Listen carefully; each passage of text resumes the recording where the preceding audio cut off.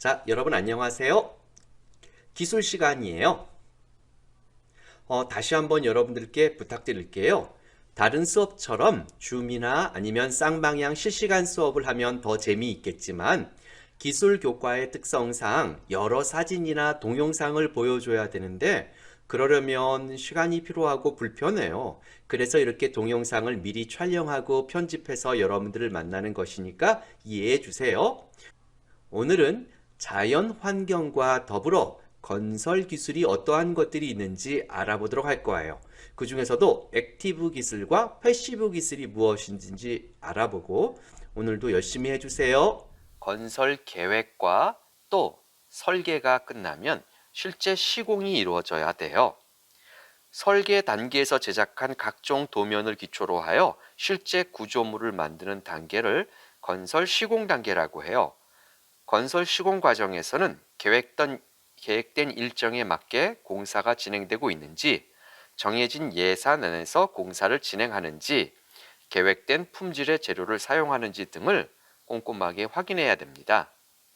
건설 시공은 일반적으로 착공 준비, 가설 공사, 토공사, 기초공사, 골조공사, 설비공사, 그리고 마무리, 마감 공사 순으로 진행하는 것이 일반적이에요. 그러면 단계적으로 하나씩 살펴보도록 합시다. 먼저 착공 준비 단계가 가장 먼저 시작돼요. 공사를 시작하기 전에 공사에 방해될 수 있는 요소를 제거하고 주변 환경, 집안 상태 등을 자세히 조사하고 처리해요. 다음 단계는 가설 공사 단계예요. 공사하는 동안 사용될 일시적인 울타리, 사람들의 접근을 막는 울타리 또는 현장 사무소, 공사 차량이 오가야 될 임시 도로 등을 설치하고 공사가 끝나면 철거합니다. 다음 단계는 토공사입니다. 구조물의 기초를 만들기 위해 땅을 파냅니다. 그리고 주변에 흙이 무너져 내리지는 것을 막기 위한 흙막이 공사 등을 진행하는 것이 토공사입니다. 다음은 기초공사 단계예요. 구조물의 무게를 땅으로 전달하는 역할을 하는 기초를 만들어요. 일반적으로 앞서 단계인 토공사 단계에서 땅을 파낸 곳에 다시 철근과 콘크리트를 이용해서 기초를 만드는 것이 일반적입니다. 다음은 골조공사 단계예요. 구조물 내에 사람, 가구, 시설 등의 무게를 견디기 위한 마루, 벽, 지붕 등의 뼈대를 만드는 단계예요. 뼈대를 구성하는 재료에 따라서 조적공사, 철골공사, 철근 콘크리트 공사 등으로 나눌 수 있어요. 여기에서 조적공사라고 하는 것은 쌓는 것을 말해요. 벽돌이나 나무, 이러한 블록을 접착제 또는 시멘트와 같은 것으로 접착시켜서 한 줄씩 쌓아 올리는 것을 말해요. 철골 공사라고 하는 것도 있어요. 다양한 모양의 철골, 즉 철강제를 볼트나 용접 등을 통해서 접합하여서 조립하는 것이 철골 공사예요. 그리고 가장 일반적인 형태인 철근 콘크리트 공사도 있어요. 철근을 세우고 거푸집에, 즉 틀이지요, 콘크리트를 부어 굳게 만드는 것이 철근 콘크리트 공사 기법이에요. 그 다음 단계는 설비 공사라고 하는 것이 필요해요. 전기, 가스, 수도관 등 사람이 생활하는 데 필요한 그러한 다양한 설비를 하는 것이 설비 공사 단계예요. 다음은 마감 공사예요. 이제 대부분의 공사가 끝났으니 마무리를 해야 되겠죠. 대표적으로 비가 새지 않도록 방수 또는 창호 공사, 미장, 색칠을 하거나 페인트를 바르거나 벽지를 붙이거나 하는 마무리 공사가 바로 마감 공사예요. 그래서 건물의 내부와 외부를 보호하고 아름답게 만드는 것이 주 목적입니다. 이러한 단계를 거치면 비로소 완공, 즉 공사가 끝나게 되는 것이에요. 공사에 사용된 울타리나 가설물들을 철거하고 주변 정리를 하며 공사 업무를 마무리하는 것을 완공 단계라고 합니다. 자, 지금까지는 일반 육지에서 이루어지는 건설에 대해서 알아봤습니다. 그렇다면 바다 위에 있는 교량, 즉 다리는 어떻게 만들어질지 간단히 알아보도록 해요. 토목 구조물의 대표적인 교량은 건축 구조물과 달리 교량의 특성을 반영한 특별한 시공 과정을 거쳐요. 그래서 차이가 있다는 뜻이죠. 제일 먼저 기초공사 단계예요. 바다 및 연약 지반의 수분을 빼내 바닷속에 물이 계속 있으니까 지반이 굉장히 약해져 있죠. 거기에 수분을 빼내서 지반을 먼저 단단하게 만들어요. 그래야 무너지지 않겠죠. 단단해진 지반 위에 수십 개의 말뚝을 박고 흔들리지 않게 하기 위해서요. 견고하게 콘크리트를 부어서 단단하게 굳힌 다음에 기초를 만들어요. 두 번째는 주탑 세우기예요. 다리에, 즉 교량의 가장 기본적인 지지 요소인 주탑을 세우는 거예요. 앞서 단계에서 만들어진 기초 위에 철근망을 설치하고 육지에서 파이프관을 통해 보내진 콘크리트를 타설해서, 즉 부어서 주탑을 튼튼하게 완성해요. 그리고 상부 구조 공사를 진행합니다. 육지에서 별도로 제작된 교량의 상판을, 즉 실제 사람이나 차가 다니는 부분을 상판이라고 하는데, 이 부분을 배에 실어 와서 크레인을 이용해서 번쩍 들어서 바로 계속 연결하면서 설치하죠. 이때 주탑의 상부에 케이블을 위치한 후 상판과 케이블을 연결해서 끊어지지 않도록 완성하지요.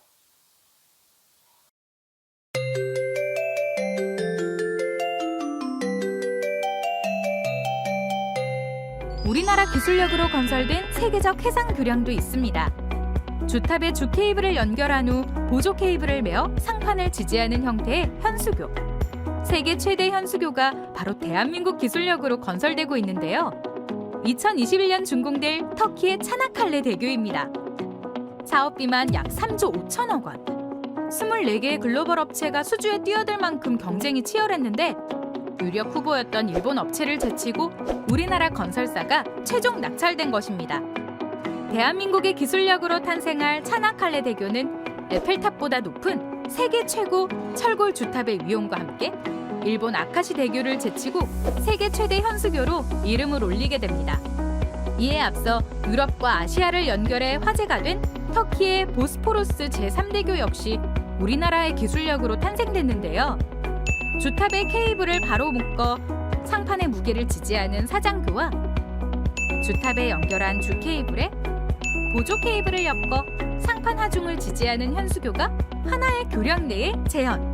당시 세계적 선례가 없는 사장 현수교 방식으로 건설돼 대한민국 기술력을 세계에 알리기도 했습니다. 이 같은 대한민국의 세계적 기술은 국내에서도 발휘되고 있습니다.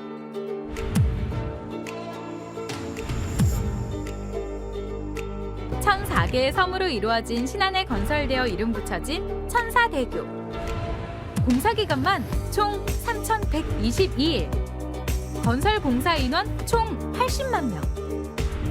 총 사업비 5,814억 원.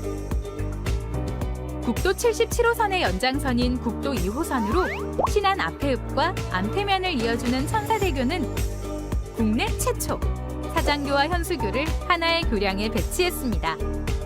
우리나라 대표적 사장교로는 국내 최장교량인 인천대교가 있는데요. 부산의 아름다움을 더하는 광안대교와 여수와 광양을 잇는 이순신대교는 현수교의 대표적 사례라고 할 수 있습니다. 이 두 가지 형태를 하나의 다리로 만든 것이 바로 천사대교입니다. 복합교량은 고도의 기술이 필요한데 천사대교는 이러한 기술력으로 교량 역사의 기념비적이라는 찬사를 받고 있습니다. 주탑과 상판을 케이블로 직접 연결하는 사장교는 경제적이면서 미관도 뛰어난데요. 천사대교의 사장교는 두 개의 주탑 길이가 다른 고저주탑 방식으로 건설됐습니다. 이 중 고주탑 길이가 195m로 고저주탑 사장교 중 세계 최대 높이, 또 콘크리트와 강재를 같이 사용한 국내 최초의 복합 사장교로 구조 효율성을 높였습니다. 이뿐만 아니라 이중 케이블, 유선형 박스를 배치하고 상하부 일체인 라멘 방식을 적용해 내풍에 대한 안정성을 극대화시켰습니다. 46,000톤을 지지하는 사장교의 주탑 기초는 31m의 깊은 수심에 적합한 직경 3m의 현장 타설 말뚝을 적용했고, 주탑 시공은 타워 크레인과 이동식 거푸집을 통한 기계화 공법으로 신속하고 안전하게 건설될 수 있었습니다. 또 바람이 닿는 단면을 최소화하는 PWS 케이블을 적용해 풍하중을 25% 줄였습니다. 현수교는 주탑 간격이 넓은 긴 교량에 적합하고 바람에 강한 것이 특징인데요. 천사대교의 현수교는 주탑이 2개인 일반 방식과 달리 주탑 3개를 배치해 세계 최초 해협을 횡단하는 다경간 현수교로 건설됐습니다. 약 43,000톤의 연직 하중을 지지하는 현수교 주탑은 직경 3m의 현장 타설 말뚝을 역순환 골착 공법으로 설치하고 거푸집을 자동으로 설치하는 오토클라이밍 폼을 통해 본체를 시공했습니다. 교량 상판 거더는 해상 크레인을 이용한 인양 공법과 케이블에 설치된 리프팅 장치를 이용한 직하 인양 공법을 적용해 완성했고, 접속교는 내구성이 우수하고 해상 환경 피해를 최소화할 수 있는 연속 압출 방식의 ILM 공법으로 시공했습니다. 천사대교는 이렇게 우수한 건설 공법과 아름다운 경관으로 올 대한민국 국토대전에서 대통령상을 수상했는데요. 무엇보다 천사대교 건설 시 중점을 둔 것은 바로 안전성입니다. 우리나라 3대 강풍 지역에 세워지는 만큼 2차원 풍동 실험, 독립 주탑 실험, 3차원 전교 모형 실험 등 각종 실험과 수치 해석을 통해 해풍, 지진 등 자연재해에 안전할 수 있도록 건설되었습니다. 이뿐만 아니라 지난해 9월 흔들림 현상을 막는 제동 장치를 추가 설치해 안정성을 더하고 실시간 모니터링을 통해 안전관리에 주력을 다하고 있습니다. 대한민국의 해상 교량 역사를 다시 쓴 천사대교.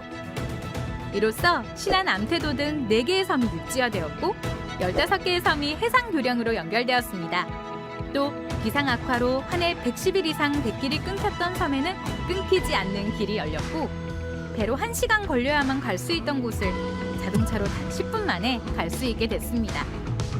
지역 주민의 생활 불편을 개선하고 전남 서남권의 관광, 휴양 산업 발전의 문을 연 천사대교. 그 길이 지금 우리를 기다리고 있습니다. 자, 이번에는 지구를 지키는 미래 우리 집 만들기라고 하는 제목으로 공부를 해봐요. 석탄, 석유, 천연가스와 같은 화석 연료를 과도하게 사용해서 지구 온난화가 가속화되고 있어요. 이러한 화석 연료가 연소할 때, 즉 화석 연료를 태울 때 발생하는 이산화탄소가 태양 에너지를 지구 밖으로 빠져나가지 못하게 흡수해서 지구의 온도가 높아지는 현상이 생기죠. 이것을 지구 온난화라고 합니다.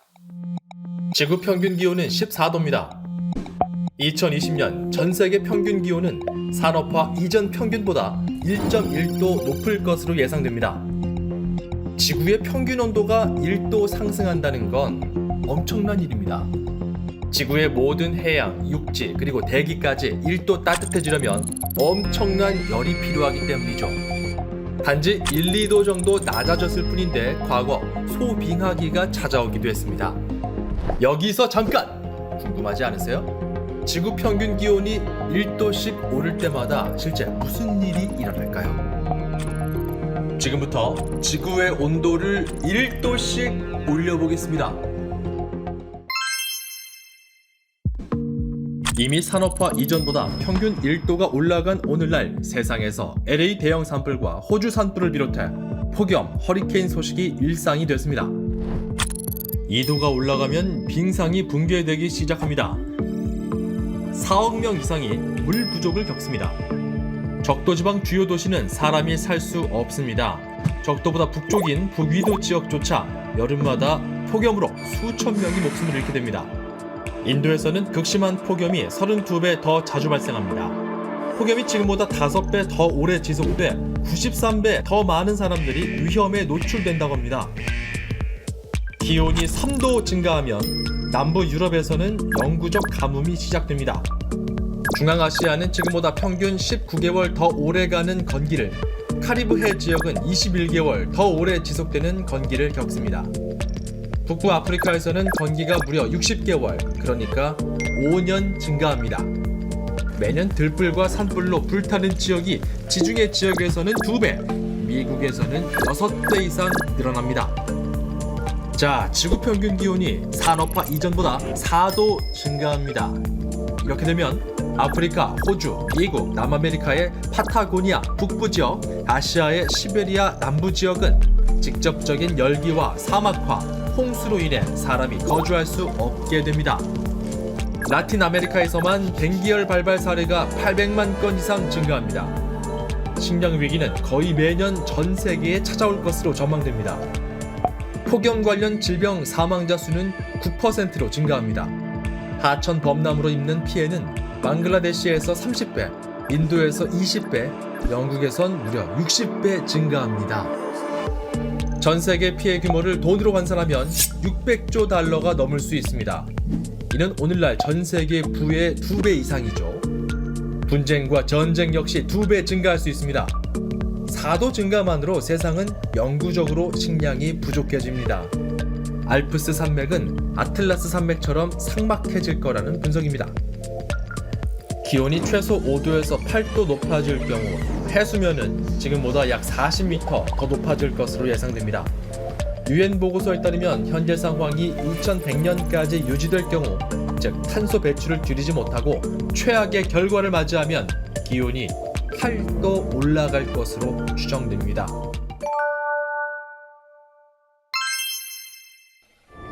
지구 평균 기온이 8도 상승한다면 어떤 재앙이 닥칠까요? 전문가에 따르면 다음과 같은 상황을 예상할 수 있습니다. 적도 열대지방에 사는 사람들은 해당 지역을 벗어나기도 전에 죽습니다. 직접적인 열기가 너무 강해서 사람이 살 수 없는 지역이 전체 면적의 3분의 1에 달할 것이라고 하는데요. 해수면은 수십 미터 치솟아 세계 주요 도시 3분의 1을 덮어버립니다.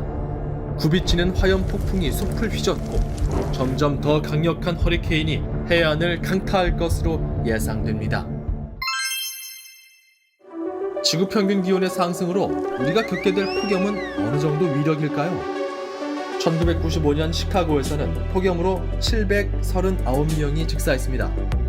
전문가들은 열섬 효과가 사태를 악화시킨 것으로 봅니다.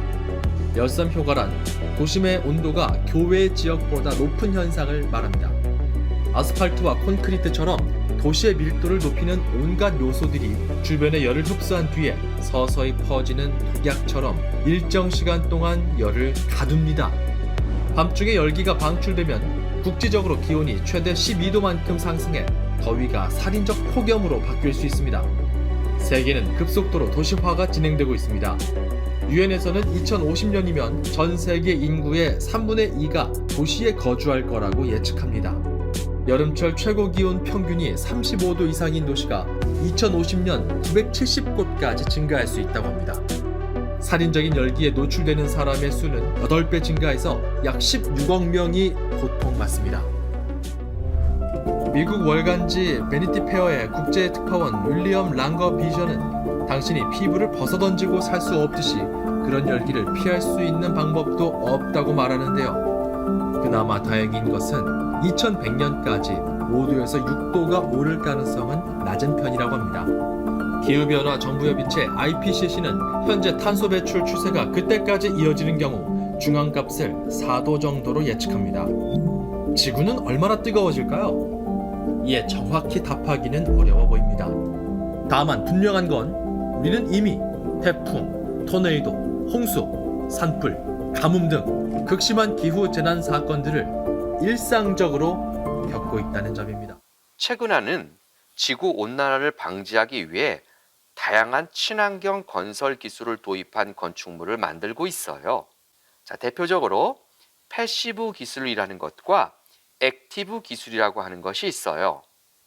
패시브 기술은 수동형이라고 하면 액티브 기술은 능동형이라고 볼 수 있어요. 패시브 기술이라는 것은 건물에서 발생하는 열이 밖으로 빠져나지 못하도록 단열하는 기술을 말해요. 이로 인해서 불필요한 에너지가 밖으로 나가는 것을 미리 차단하고 또한 더 나아가서 연료를 절감할 수 있게 하자는 것이죠. 이러한 기술이 적용된 주택을 패시브 하우스라고 해요. 패시브 하우스는 단열재를 사용하여 실내와 실내의 공기를 차단하거나 쓰고 남은 열을 이용해서 에너지로 재활용하기 때문에 일반 건축물에 비해 적은 에너지로 냉난방이 가능해요.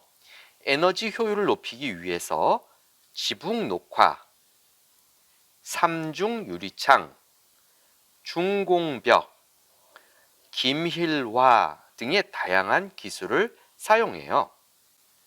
액티브 기술이란 태양, 바람 등 자연에서 얻는 다양한 에너지를 이용해 주택에 필요한 에너지를 자체 생산하여 사용하는 기술을 말해요. 이러한 기술이 적용된 주택을 액티브 하우스라고 해요.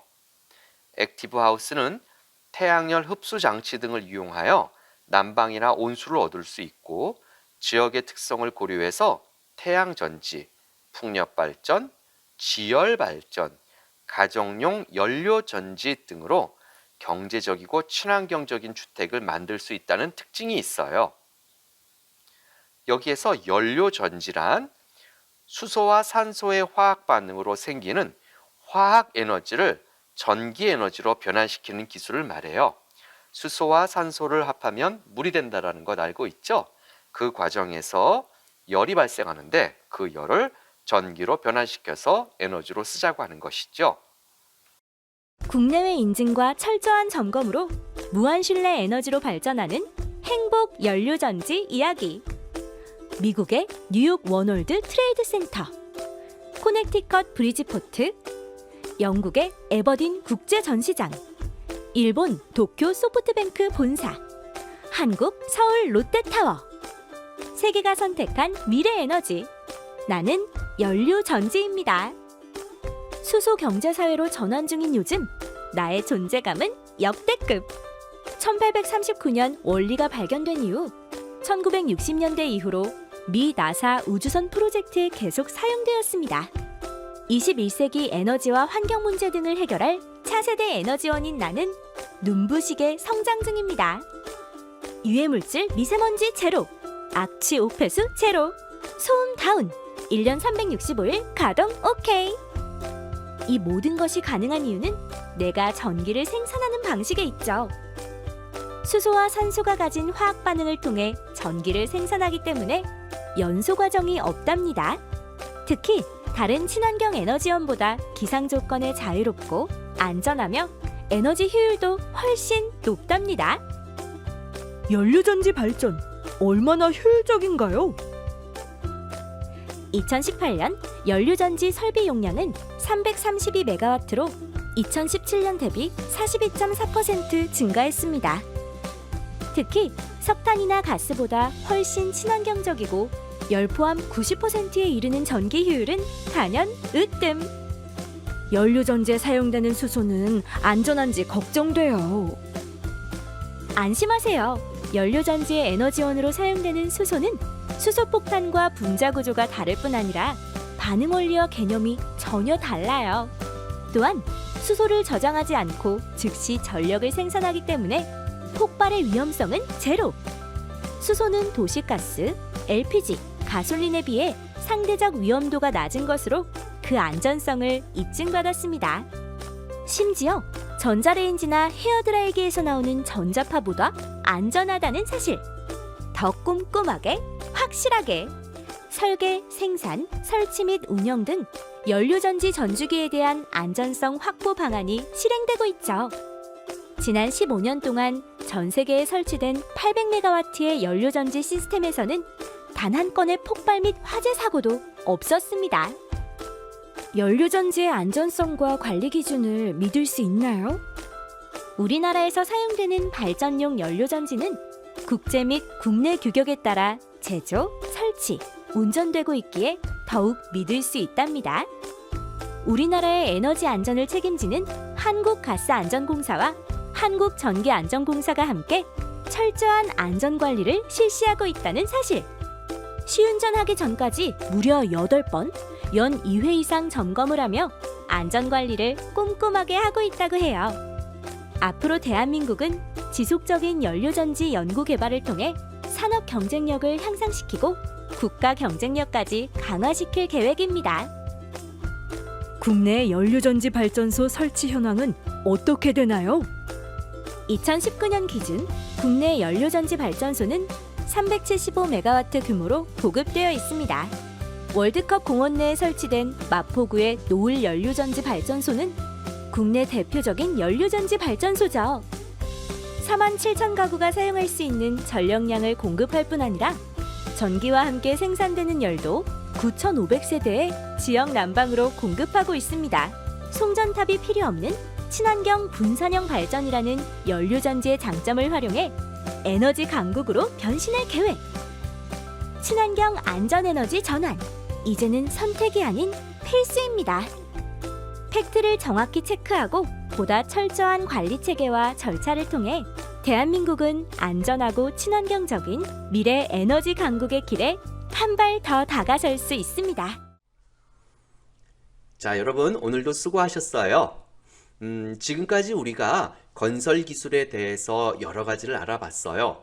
이제 다음 주에 선생님을 만나서 기술실에서 실제 3D 모델링 기술을 이용해서 우리가 상상하는 미래의 주택을 한번 만들어 보도록 합시다. 처음에는 조금 어려울 수 있지만 선생님하고 단계별로 하나씩 해가면 충분히 잘할 수 있을 거예요. 자, 그러면 여러분 다음 주에 만나요. 안녕.